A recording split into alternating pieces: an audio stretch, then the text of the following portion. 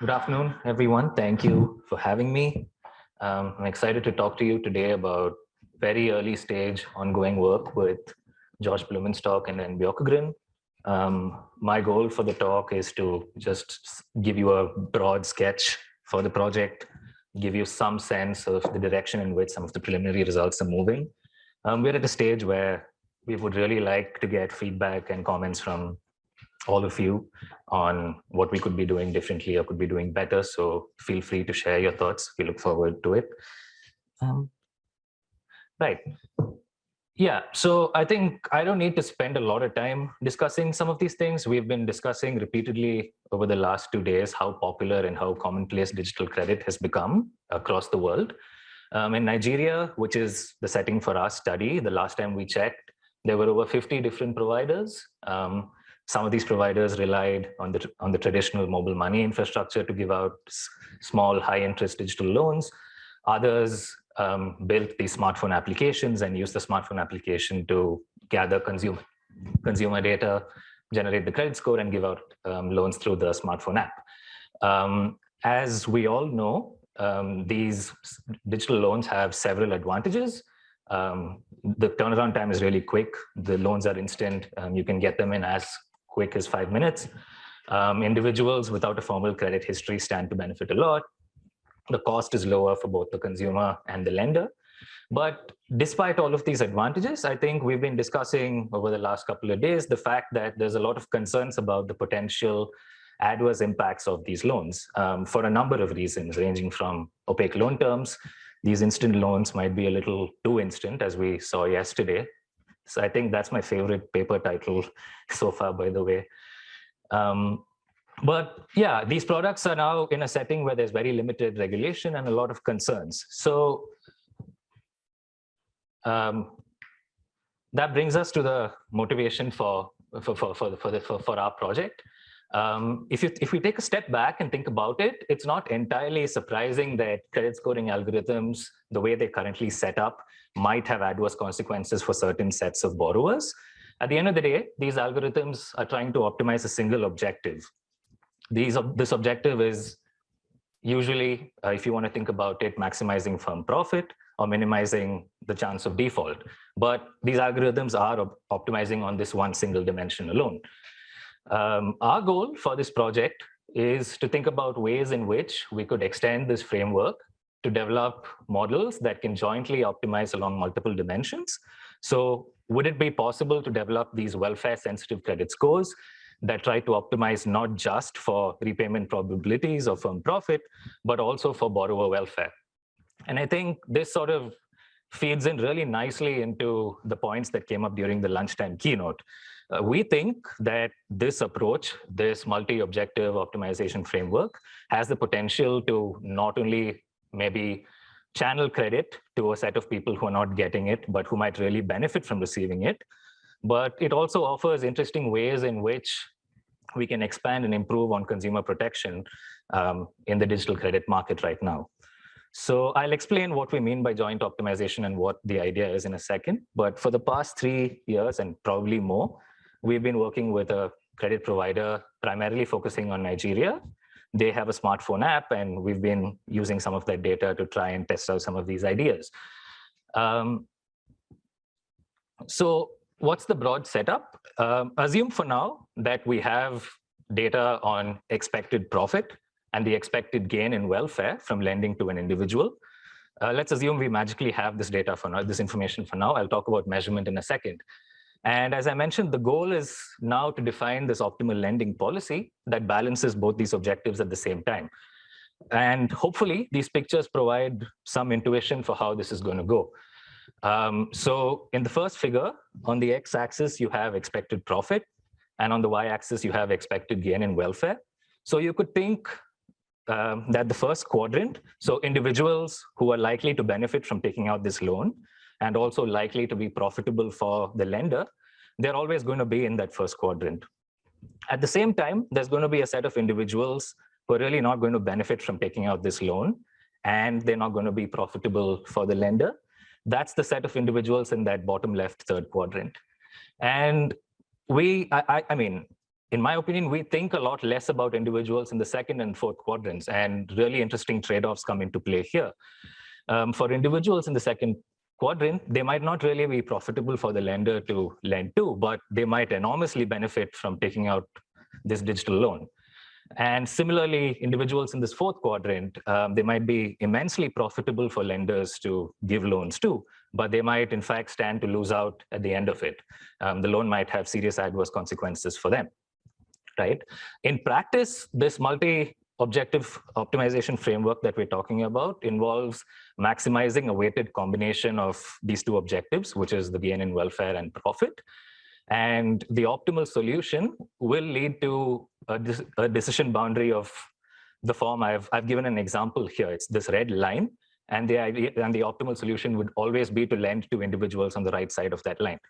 And I'll talk about this a little bit more. But the important thing to note here is that this line characterizes the trade-offs that a lender could consider making between welfare and profit. The slope of this line is going to be determined by this parameter alpha. And one way of thinking about alpha is simply that it's the marginal rate of substitution between profit and welfare for that particular lender. So that's the broad setup that we're interested in trying to operationalize. But in order to do this, we need to measure profit and welfare. I think a measure for expected profit is pretty easy and pretty straightforward to come up with. Most lenders already have credit scoring algorithms which encode that information and allow us to get a sense of repayment probabilities. So that part is pretty straightforward. The much more challenging and harder thing to do is think about how you want to define and measure expected gains in welfare. And right now, we're thinking about two ways in which we can go about this. We have data from an experiment we finished a year back. And in this experiment, we gathered a large set of information on subjective well-being, financial health, income consumption, and things like that. And this data, you could think that then we could define welfare in terms of absolute levels measured in the N-line survey. And you could also think about welfare defined in terms of treatment impacts of taking out a loan, which we can then calculate using the experiment that we have. Another way of thinking about measuring welfare comes from the digital trace data that most lenders already have access to. This is data on financial behavior of the customer, patterns of communication, things like that. And you could think about ways in which these could be proxies for various welfare indicators. One thing worth noting here is that the first version, in the first way of defining welfare, uses self-reported data. It's data that's coming from the consumer directly. The second one is, you could argue, a little bit more paternalistic because you're using all of this private behavioral data that that the lenders have access to. But that's the way we're thinking about it right now. If anyone has more suggestions or more ideas, we'd love to hear them.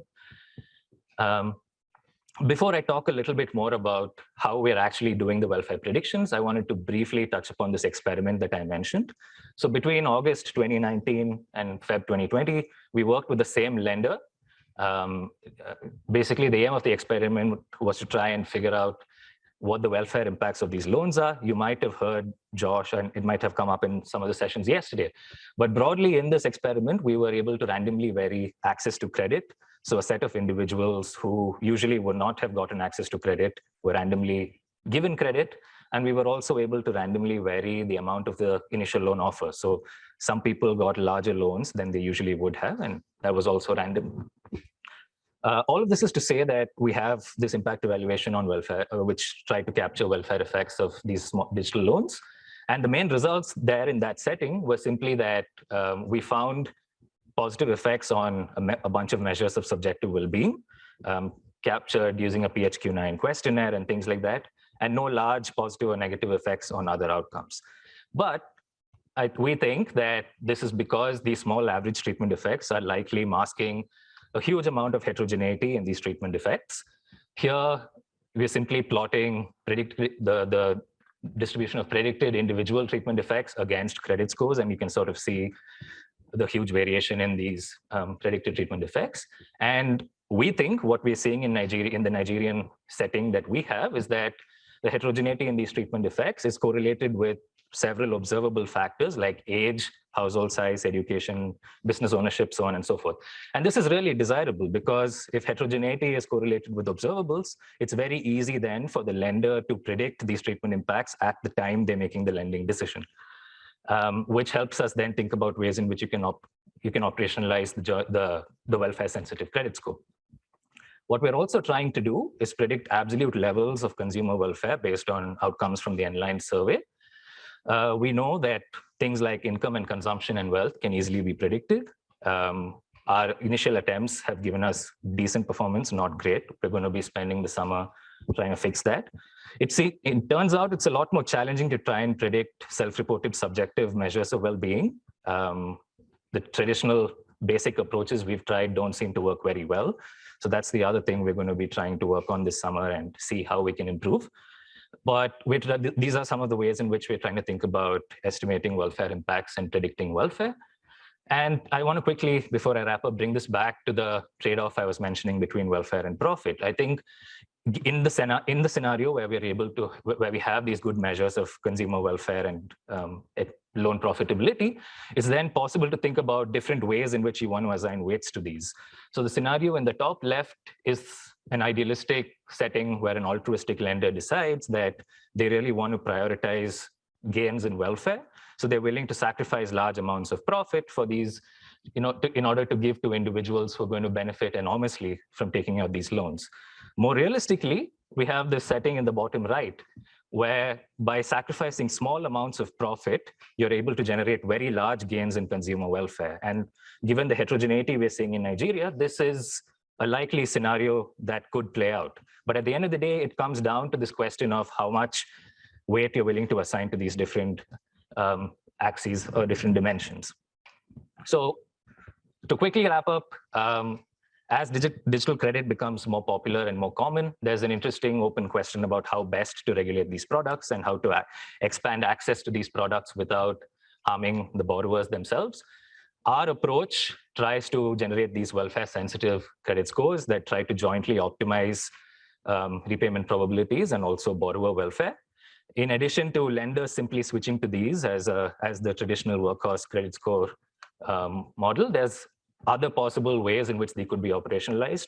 One setting we've been thinking about is whether these scores could be used for audits of lenders, where regulators could request these scores to get a sense of how lenders are giving out their loans and whether there's specific kinds of predatory lending happening or not, or whether they're giving out loans to people who actually need it the most.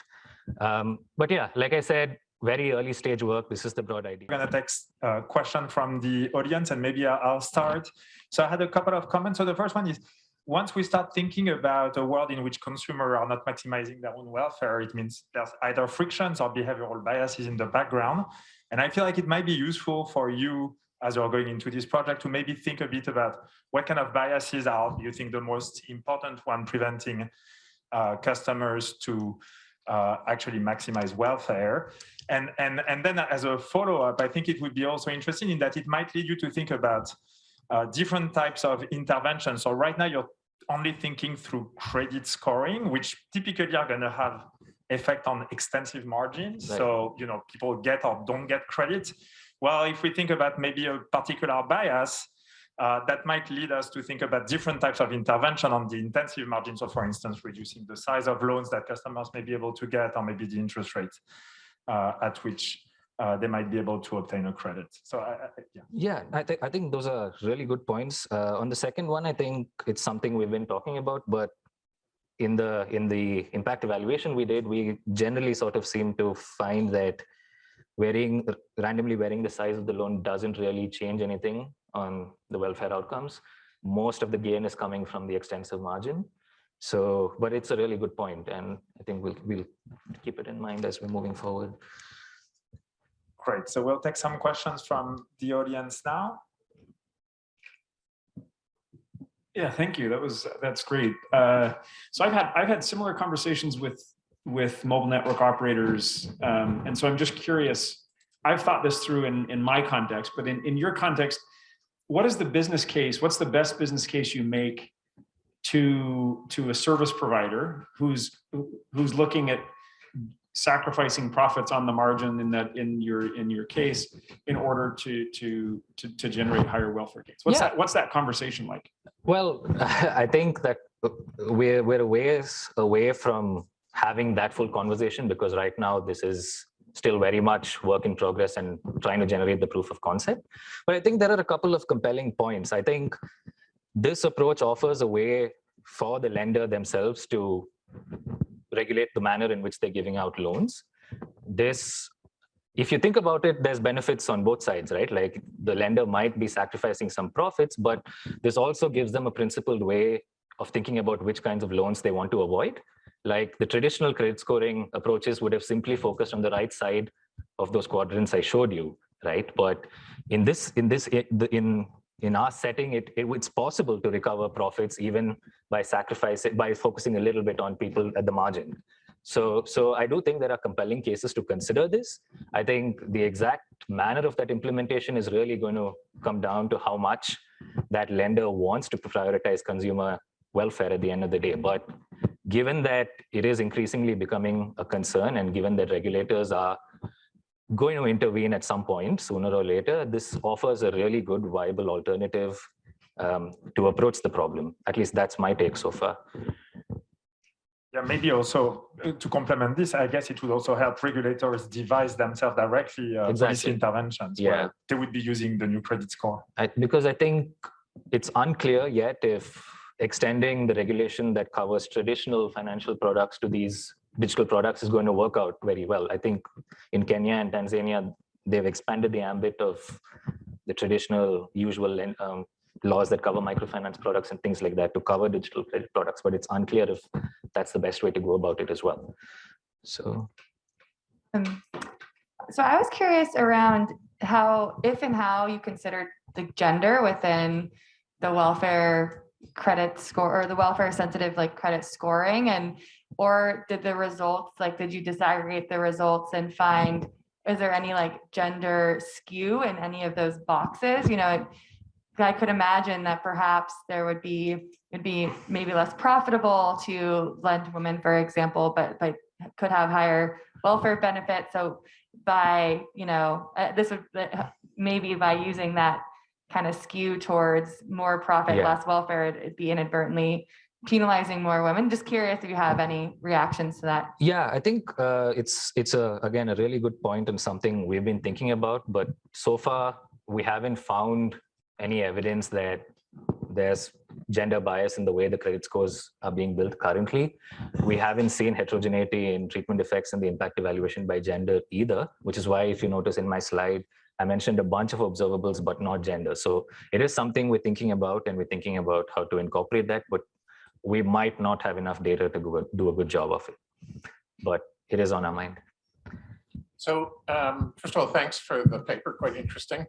Kind of in response to a question earlier, I would think that this is much more about policy than private business, that there may be a set of consumers for which there's high value in terms of getting credit, but are not really profitable.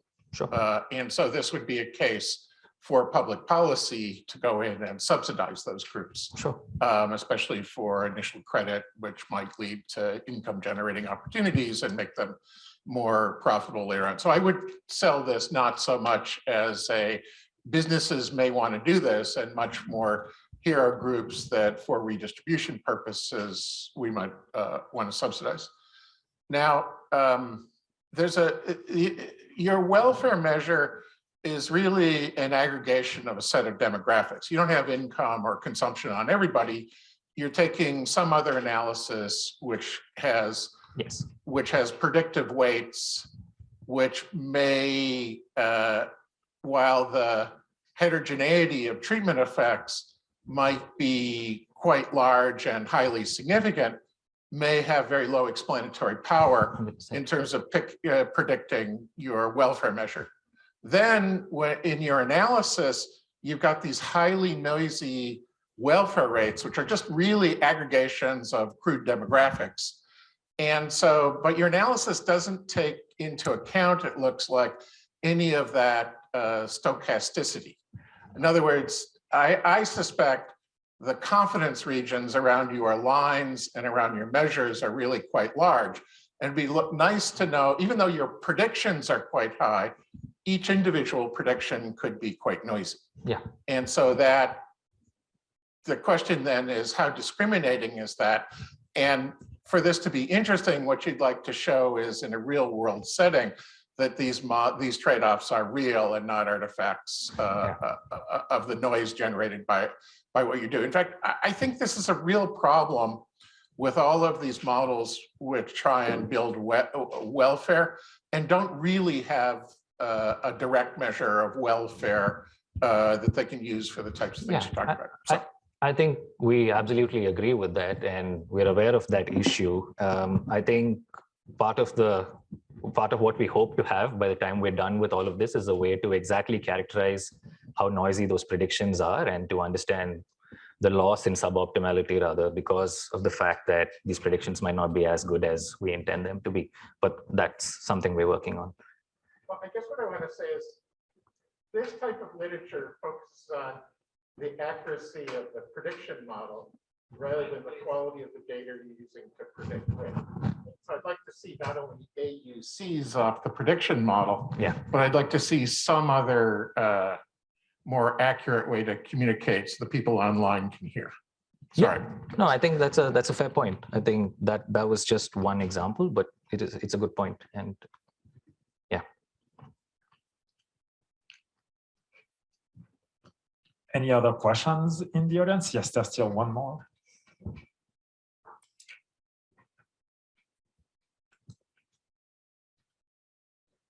Okay. Sorry, just a follow-up to Paul's point. So, and this is a genuinely open question, but the conversations I've had about this very point about whether a digital financial service provider would ever find it, in their best interest to take this into account, to think about these welfare-sensitive credit scores. The conversation I had that really resonated with them, is that many of these providers actually see the whole enterprise as a loss leader kind of proposition, right? They have in mind that there's kind of a pipeline of financial services, and this is the gateway. And they were what resonated with this particular firm was that if they had a better sense of who was going to benefit the most, they would increase the probability that they could convert those first-time users into this kind of into kind of a series of financial services. That resonated with them because they have that model in mind. As I said, it's kind of a loss leader model.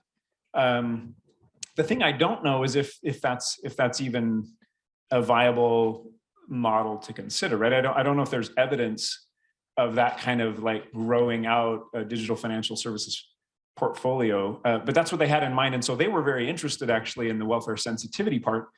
But from that perspective, I just didn't know how credible it was, right? Whether there was a business case. Yeah, I think in our setting, there's interest in that kind of thing as well. But I think there's a very good point there about there being no evidence about how generalizable that is across the entire set of lenders. In our context, it's definitely an option, it looks like. There's been genuine interest to think about how to implement this real time, even though we're still working on the proof of concept. But it is a valid point that we do not know how this could scale across the sector as a whole. Yeah. All right, fantastic. Thank you very much for your presentation, for all the questions in the audience, and for a great session. And so we're going to move to the next one.